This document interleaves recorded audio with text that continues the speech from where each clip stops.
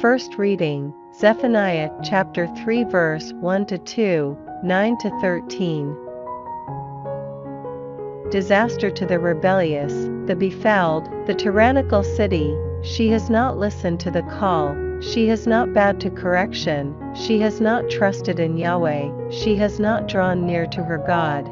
Yes, then I shall purge the lips of the peoples, so that all may invoke the name of Yahweh and serve him shoulder to shoulder. From beyond the rivers of Ethiopia, my suppliants will bring me tribute. When that day comes, you will never again be ashamed of all the deeds with which you once rebelled against me. For I shall rid you of those who exult in your pride. Never again will you strut on my holy mountain, but in you I shall leave surviving a humble and lowly people, and those who are left in Israel will take refuge in the name of Yahweh. They will do no wrong, will tell no lies, nor will a deceitful tongue be found in their mouths. But they will be able to graze and rest with no one to alarm them.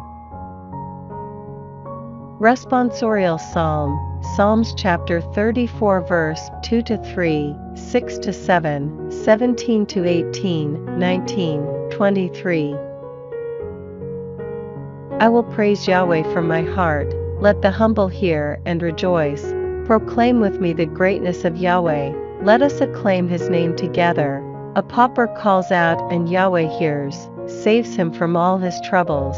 The angel of Yahweh encamps around those who fear him, and rescues them. They cry in anguish and Yahweh hears, and rescues them from all their troubles. Yahweh is near to the brokenhearted, he helps those whose spirit is crushed. Though hardships without number beset the upright, Yahweh brings rescue from them all. Gospel, Matthew chapter 21 verse 28-32. What is your opinion? A man had 2 sons.